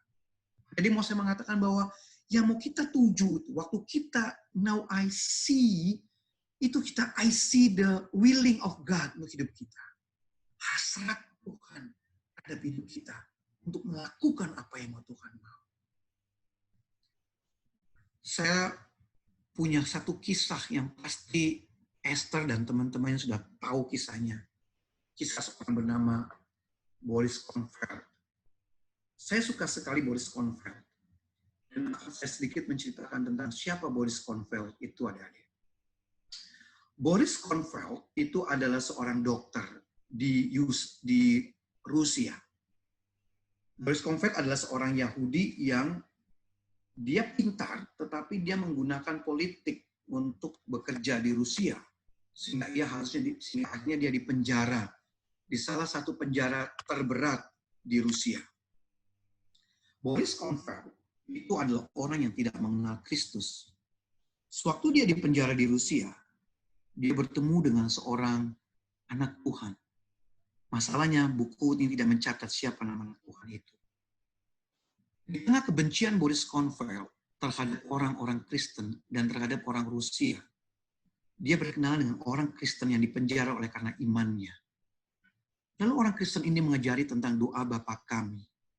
Salah satu doa Bapa Kami disebut, seperti kami juga mengampuni orang yang bersalah kepada kami.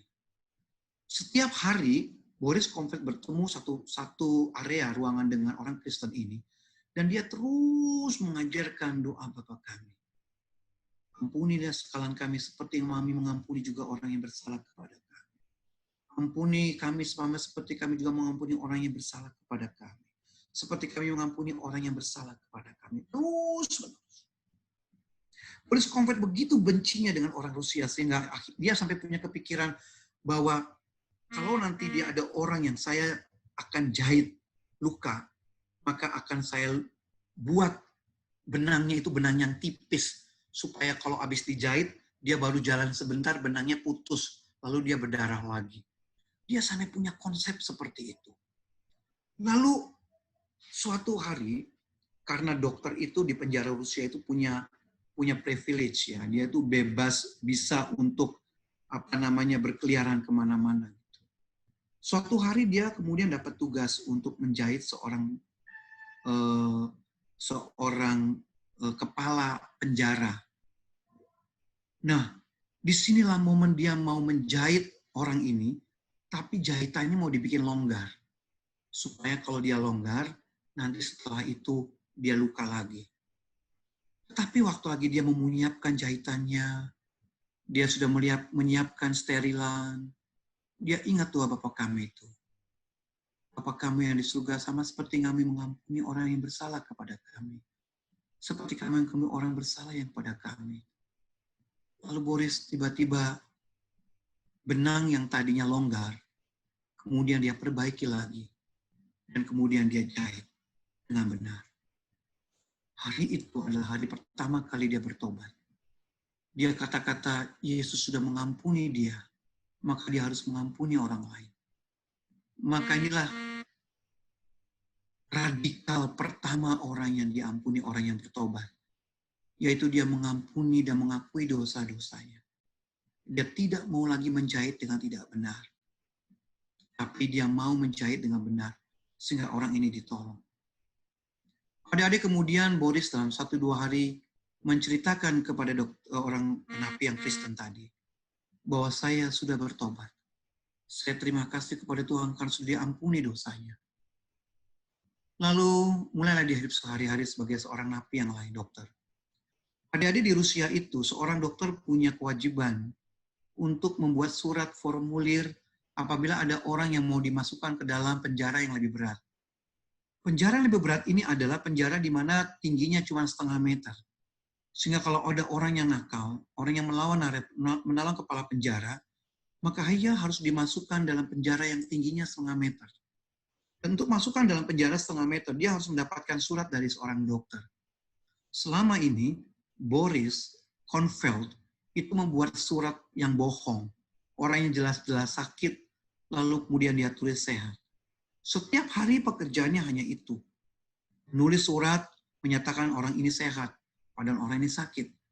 Tiap hari itu yang dilakukannya. Lalu suatu hari setelah pertobatan itu, kemudian dia mengatakan, aku memutuskan aku tidak lagi mau menulis formulir tentang orang yang menyatakan sakit dan ditulis dengan sehat. Dia melawan, dia mengatakan, aku tidak mau lagi. Aku tulis apa yang aku tulis. Karena selama ini dengan aku menulis bahwa orang ini sehat, dia membawa orang itu celaka. Adik-adik, pertobatan di dalam Tuhan membuat radikal yang kedua. Pertama dia mengakui dosa. Lalu yang kedua, dia tidak mau lagi berbuat dosa. Itulah metaporposa seorang Boris Kornfeld. Pertama dia mengampuni orang. Lalu kemudian dia tidak mau lagi berbuat dosa. Hatinya tenang sekali waktu dia terjauh. Dia dimarahi. Dia ditegur oleh kepala penjara. Tapi dia merasa inilah bagian yang harus dia kerjakan. Seminggu, 2 minggu, dia melakukan itu, tidak ada yang meributkan dia lagi. Sehingga satu hari dia bertemu dengan satu kejadian yang sangat menyiksa dia. Di penjara itu ada seorang buta, orang tua yang sudah buta, udah puluhan tahun di situ. Dia sudah buta, sehingga kalau dia buta, makanannya selalu diambil dengan orang lain. Jadi ada napi-napi yang jahat, yang nakal, yang suka mengambil makanan orang lain itu. Dan makanan yang diambil ini adalah milik orang buta. Orang buta ini cuma punya jatah 3 makanan. Dan kemudian 2 udah diambil orang lain. Dan 1 itu diambil oleh seorang narapidana yang jahat ini. 1 roti yang diambil ini membuat orang buta ini kemudian kelaparan dan jatuh sakit.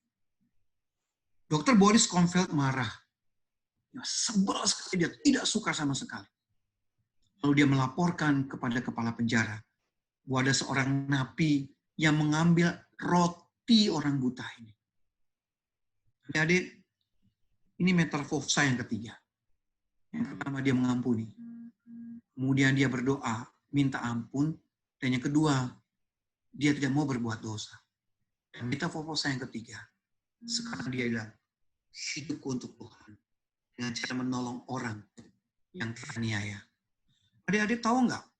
Waktu dia menolong orang itu, sebenarnya dia tahu bahwa dia akan celaka. Kenapa? Karena orang yang dilaporkan ke kepala penjara ini adalah salah satu orang yang sangat penting. Tapi dia bilang tekad, aku mau menolong orang ini. Adik-adik itu metamorfosa yang ketiga, hidup untuk orang lain. Hidup peduli dengan orang lain. Jadi waktu kita nanti mau menjadi seorang siapapun gitu, maka waktu menjadi pengikut Kristus, maka kita harus ingat bahwa kita hidup juga untuk orang lain, peduli dengan orang lain. Tapi dia punya ketakutan yang luar biasa, adik-adik. Dia takut luar biasa. Lalu kemudian karena takut dibunuh oleh mereka, lalu apa yang dia lakukan? Kemudian dia pergi ke klinik. Jadi di klinik itu, dia bisa bersembunyi.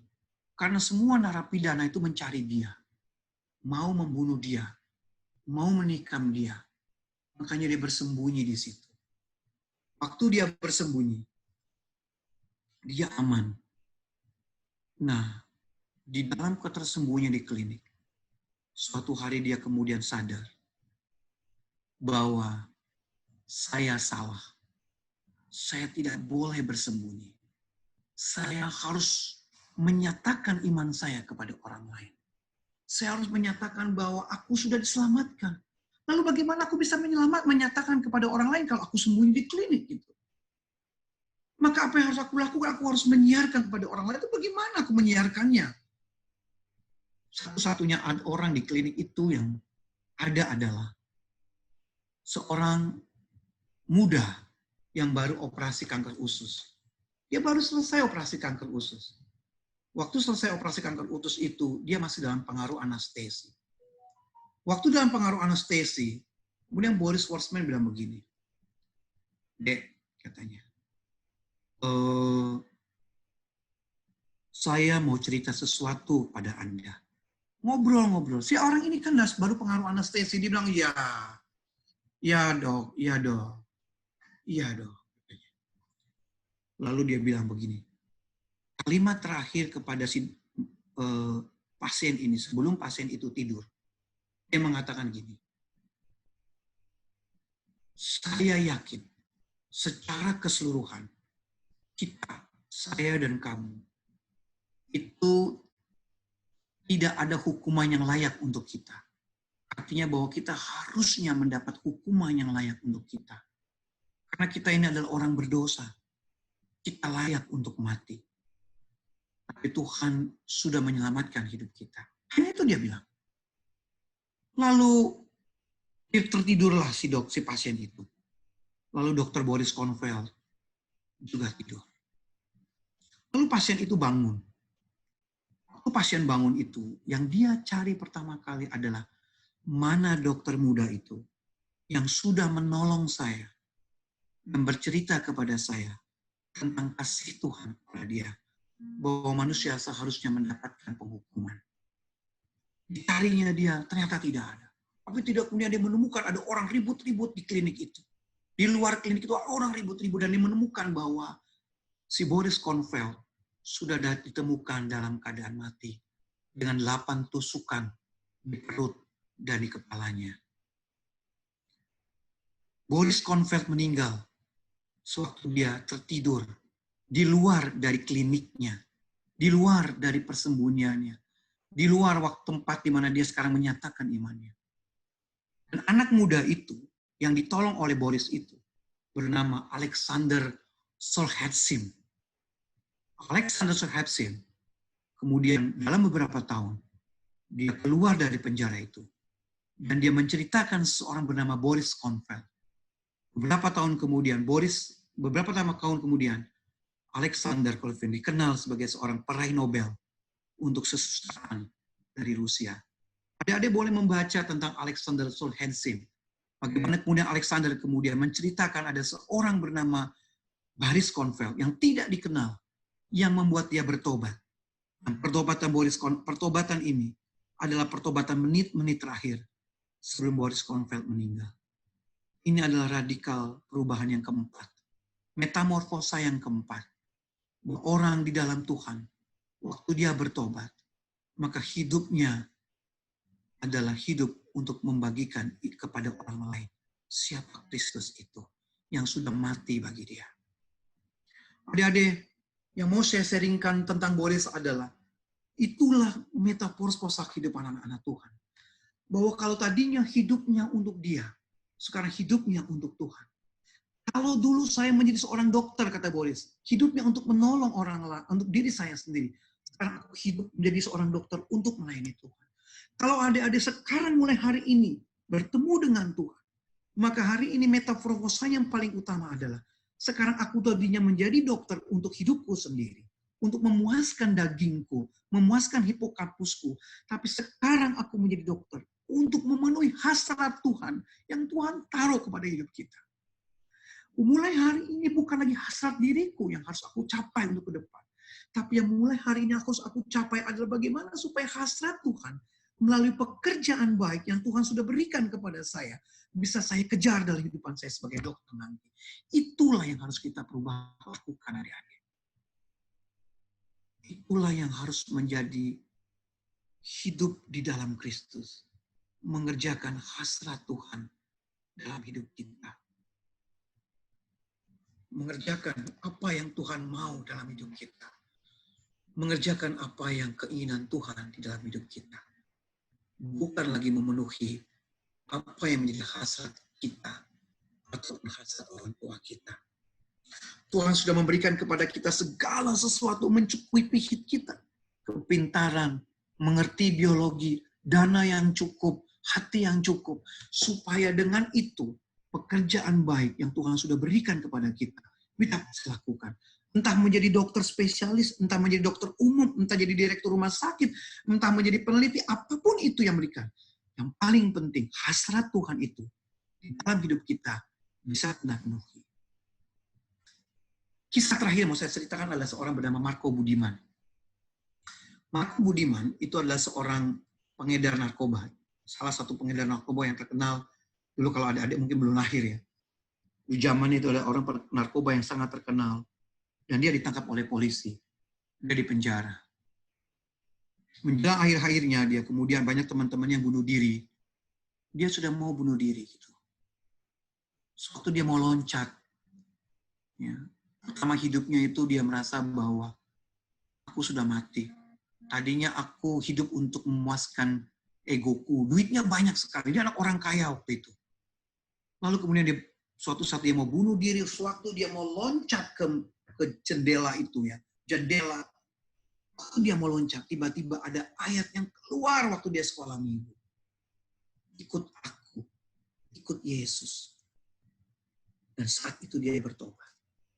Mulai hari itu, dia mau melayani Tuhan. Hidupnya untuk melayani Tuhan. Dia enggak punya apa-apa deh. Orang tuanya udah kaya, tapi dia nggak mau lagi hidup untuk orang tuanya. Dia mau hanya hidup untuk Tuhan. Lalu dia punya apa? Oh, ada adik. Waktu itu dia cuma punya uang 2.500 sekeluar dari penjara. Oh, nggak ada apa yang dia lakukan, adik-adik. Dia pergi ke tempat orang miskin. Dia belikan Indomie harga 1.000. Dia belikan itu 2.000 perak 2 Indomie. Dengan 500-nya air teh. Lalu dia berikan dengan orang miskin. Lalu dia bekerja lagi, dia punya uang 5.000. Dia berikan lagi sekarang Indominya 4. Lalu diberikan air tehnya 1 untuk orang miskin. Lalu dia punya uang lagi 10.000. Dia berikan lagi Indomie sekian dengan beras sedikit. Ditambahkan telur, diberikan air teh. Dia punya lagi uang 100.000, dia belikan kotak lebih banyak. Apa yang dia punya, itu dia berikan. Sekarang dia punya yayasan, yang namanya Yayasan 5 Roti 2 Ikan. Apa yang ada padamu, itu yang diberikan kepada Tuhan. Adik-adik, dia punya 2.000 perak, dia berikan untuk Tuhan. Dia punya 5.000 perak, dia berikan nama Tuhan. Sekarang dia punya mobil, dia berikan nama Tuhan. Adik-adik, Tuhan punya berikan semua pada adik-adik. Maka berikan itu kepada Tuhan. Secukup yang kalian punya, 5 roti 2 ikan, itu yang kau berikan kepada Tuhan. Untuk menjadi dokter, untuk jadi apapun itu, lakukan untuk Tuhan. Apa yang kalian punya. Itulah metamorfosa. Itulah hidup yang baru dalam Tuhan. Melakukan untuk Tuhan. Berbuat untuk Tuhan. Kalau kau menjadi dokter nanti, jadilah dokter untuk Tuhan. Bukan untuk dirimu sendiri. Biar supaya hasrat Tuhan ini terpenuhi. Dan kemudian Tuhan boleh mengatakan, terpujilah engkau anakku. Engkau sudah melakukan apa yang menjadi hasratku yang kuletakkan pada dirimu. Mari kita berdoa. Bapak yang baik, terima kasih untuk firman-Mu pada hari ini. Kami bersyukur Tuhan sudah mengingatkan hamba. Bahwa hamba harus melewati metamorfosa 4 hal penting dalam hidup hamba. Pertama, mengakui Tuhan dalam hidup hamba. Kami sudah diampuni dan mengampuni orang lain. Kedua, kami tidak hidup lagi dalam dosa. Ketiga, kami mau hidup untuk orang lain. Dan keempat, kami mau menceritakan siapa Tuhan dalam hidup kami. Dan itulah metamorfosa yang saya harus hadapi ke depan. Bimbing hamba anak-anak-Mu Tuhan. Supaya hamba sekarang di dalam hidup hamba yang I see now. I was blind but now I see nih Tuhan. See melihat sesuatu yang harus hamba lakukan. Yaitu mengerjakan hasrat Tuhan yang hidup hamba. Sekarang hamba mempunyai see yang baru. Yaitu hasrat melakukan apa yang mau Tuhan lakukan di hidup hamba. Terima kasih sudah diingatkan ya Tuhan. Bapak yang baik, berkatilah adik-adik kami ini, mahasiswa-mahasiswa baru. Supaya dalam hidup mereka nanti mereka boleh menyenangkan Tuhan. Menjadi seorang dokter yang menjadi jembatan kasih Tuhan. Menjadi seorang dokter yang membawa kasih Tuhan, sehingga orang lain boleh mengerti dan mengenal Tuhan melalui hidup mereka. Ya Bapak. Terima kasih Bapak yang baik. Dan Kristus kami mengucap syukur. Amin. Tuhan memberkati. Teman-teman sekarang menyiapkan hati kita untuk menyembah.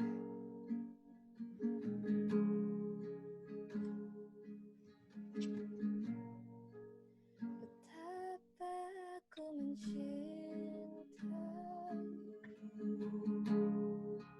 segala yang telah terjadi, tak pernah sendiri jalani hidup ini, selalu menyertai. Betapa aku menyadari di dalam hidupku ini selalu memberi rancangan terbaik oleh karena kasih.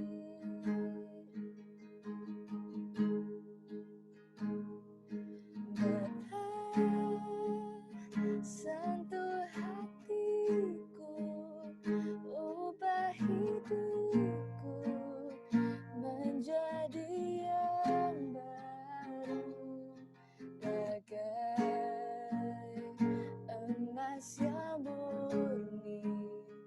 Kau membentuk bejana hatiku. Ajarku mengerti sebuah kasih yang selalu memberi, bagai air mengalir yang tiada hingga berhenti.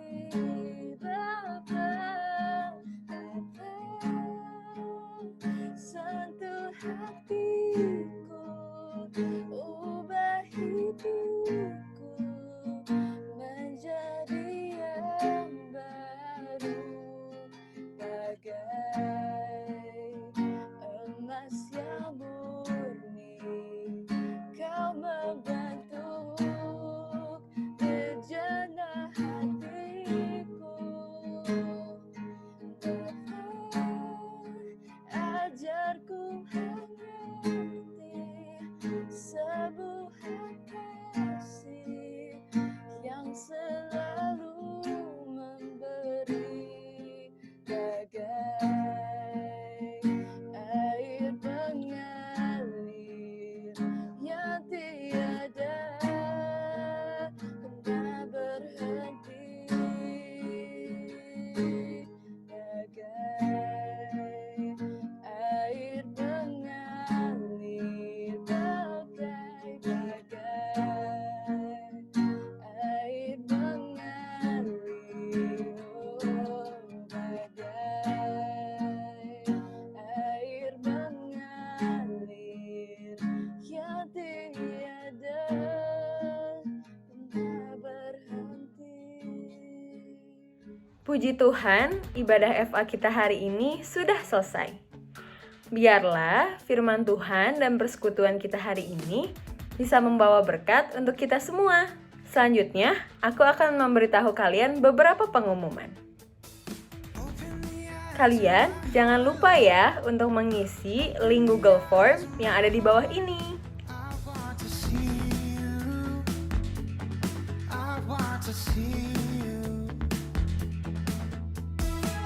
Pengumuman kedua, bagi kalian yang tertarik untuk melayani bersama kami dalam FA, silahkan mendaftarkan diri untuk menjadi asyar, pemusik, muldok, maupun singer.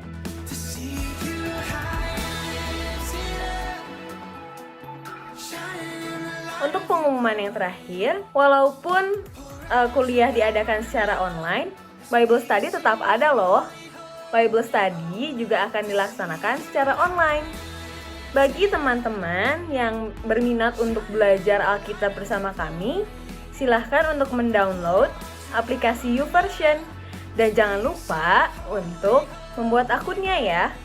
Karena Topik-topik dalam Bible Study akan diambil dari aplikasi tersebut.